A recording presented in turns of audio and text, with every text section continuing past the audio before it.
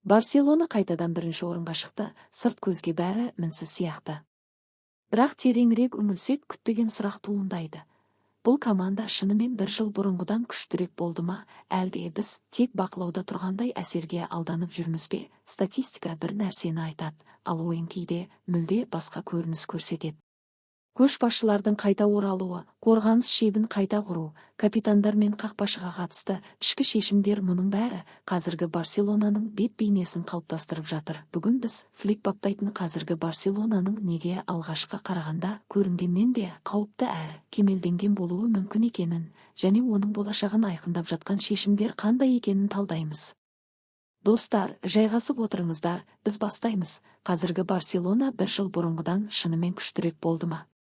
Осасунадан кейін статистикада бір қызық дерек пайда болып, маусымға басқа қырынан қарауға мәжбүр етті. Қазіргі таңда Ханси Флик баптайтын команда Ла Лига кестесінің басында тұр, және 2025 жылға чемпионаттың шешуші туры алдында мадридтік Реалдан 4 ұпайға озып келеді. Бұл өте ауыр өткен маусымның алғашқы жартысынан кейін болып отыр. Сол кезеңде Барселона жарақаттармен, құрамдағы өзгерістермен және Фликтің тәуекелі жоғары қорғаныстағы биік сызығына қатысты тұрақты сынмен бетпе-бет келді. Ойын жағынан команда өткен маусымға қарағанда әрдайым сенімді көріне бермеді. Алайда құрғақ сандар керісінше айтып тұр. 2025-2026 жылға Ла Лига маусымының 17 турында Барселонаның 43 ұпайы бар, доп айырмасы 29, 49 гол соғып, 20 гол жіберген. Ал бір жыл бұрын дәл осы кезеңде 38 ұпай жинап, доп айырмасы 31 болған. 50 гол соғып, 19 гол жіберген. Ұпай саны көбірек, ал гол айырмасы сәл. Бұл салыстыру маусымның контекстін ескерсек тіпті әсерлі көрінеді. Маусым бойы Барселона негізгі ойыншыларсыз ұзақ уақыт ойнауға мәжбүр болды.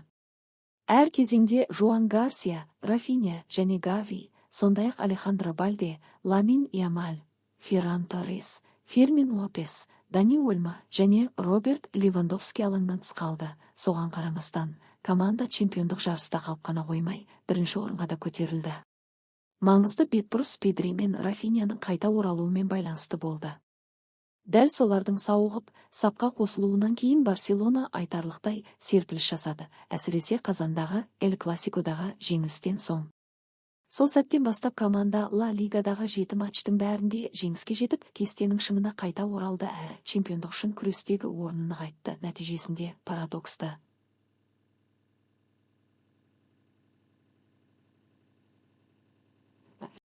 Күмән мен сынға, тұрақсыздық сезіміне қарамастан, Фликтің қазіргі Барселонасы чемпионаттағы нәтижелері бойынша бір жыл бұрынғыдан жақсырақ келе жатыр. Егер команда осы қарқынмен ұпай жинай берсе, ол шынымен күшейді ме деген сұраққа берілетін жауап барған сайын иә бола түспек. Достар, осы тақырыпқа қатысты ойларыңызды пікірлерде жазыңыздар. Бейнероликті лайк басып, арнаға жазылу арқылы қолдауды ұмытпаңыздар. Сіздердің қолдауларыңыз біздің жас арнамыз үшін өте маңызды.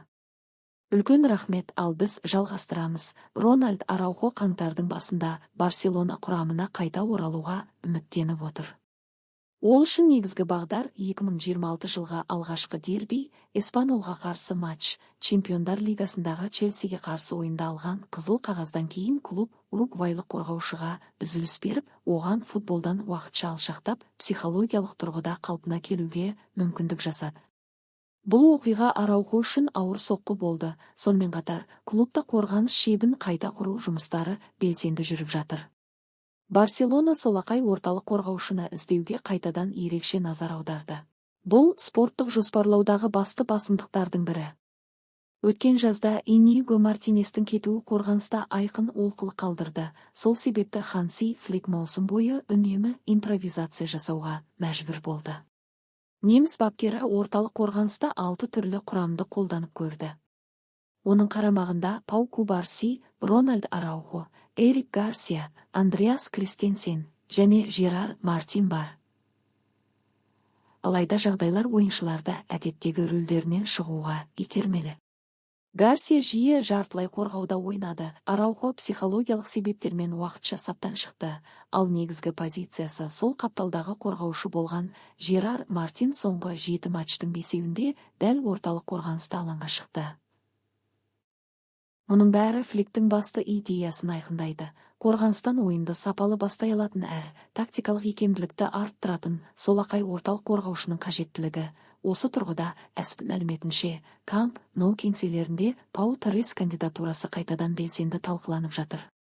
Астон Вилланың қорғаушысы көптен бері Барселонаның назарында.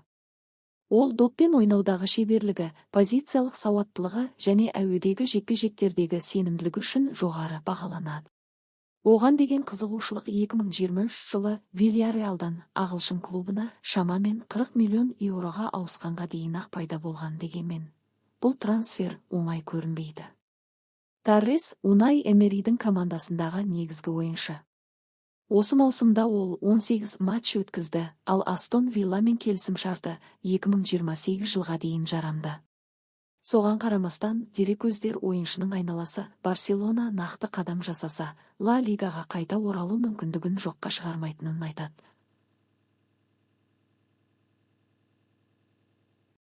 Сонымен қатар, Фликке кем ұнамайтын балама нұсқа да бар. Ол Дортмундтық Боруссияның қорғаушысы Ника Шлоттербек.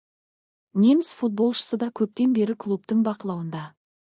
Оның келісімшарты 2027 жылға дейін, ал егер жаңа келіссөздер тығырыққа тірелсе, бұл Барселона үшін терезесін ашу.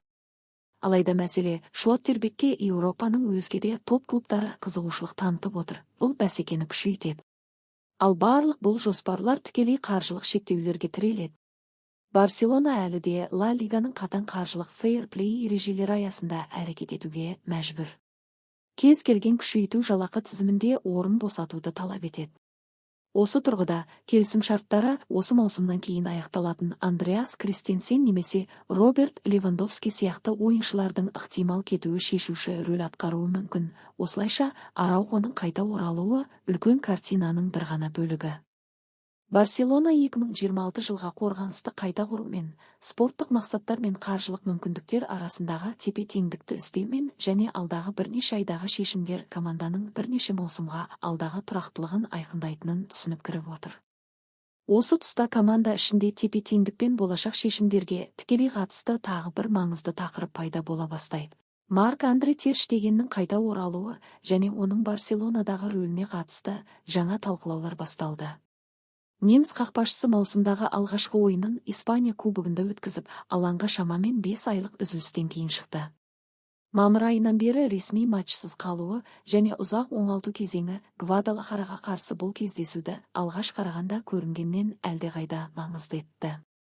Тер Штеген назардың ортасына тек қайта оралған үшін ғана емес, сонымен қатар бұл қадамның клуб ішінде қандай белгі бергені үшін де түсті.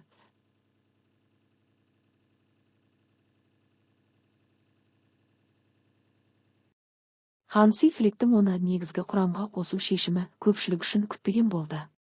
Логика бойынша бұл мүмкіндікті Войцех Щенсен алуы керек еді. Әсіресе Жоан Гарсия Ла Лига мен Чемпиондар Лигасында негізгі қақпашы рөліне берік орныққанын ескерсек. Алайда Флик басқаша шешім қабылдап, бұл таңдау тек осы матчқа ғана қатысты екенін бірден атап өтті. Кейінірек белгілі болғандай, бұған дейін маңызды әңгіме өткен. Спорт басылымының мәліметінше, ойынға бірнеше сағат қалғанда Флик, Тер Штеген және Щенсені кездескен. Дәл сол жерде поляк қақпашысы ұзақ қалпына келу кезеңінен кейін команда капитанына осы мүмкіндікті беруді өзі ұсынған. Флик бұл қадамды жоғары бағалап, Испания кубогы неміс қақпашысын қайтадан ойын ырғағына енгізу үшін қолайлы алаң екенін мойындады. Жеңістен кейін бапкер жағдайдың мәніне арнайы тоқталды. Ол Тер Штегеннің әлі де команданың капитаны екенін еске салып, клубқа қосқан үлесін атап өтті және ең бастысы келесі кезеңге өту екенін баса айтты. Сонымен қатар, Флик қақпашылар арасындағы иерархияны дәл қазір қайта қарау туралы сөз болып отырмағанын анық жеткізді. Дегенмен Тер Штегеннің алаңға қайта шығуы оның болашағына қатысты талқылауды қайта жандандырды. Мандо Депортиво дерегіне сүйенсек, қақпашының алдында екі негізгі сценарий бар. Біріншісі, маусым соңына дейін Барселонада қалып, ротация ойыншысы рөлін қабылдау. Екіншісі, 2026 жылға әлем чемпионаты алдында тұрақты ойын тәжірибесін алу үшін қыста арендаға кету мүмкіндігін қарастыру. Тер Штеген өз ұстанымын ашық жарияламады, алайда Германиядағы дереккөздер оның шешімін ұлттық құрамадағы негізгі қақпашы мәртебесін сақтап қалу ниетімен байланыстырады. Басқа клубтардың қызығушылығы да бар. Жағдайды Монако, Тоттенхэм, Ньюкасл, Манчестер Юнайтед, Бешикташ және Бавария бақылап отыр деп бар. Барселона үшін бұл мәселенің қаржылық қыры да бар. Тер Штегеннің жалақысы командадағы ең жоғары жалақылардың бірі болып қала береді, ал оның ойынға қайта шығуы нарықтағы тартымдылығын арттыруы мүмкін. Ықтимал трансфер жағдайында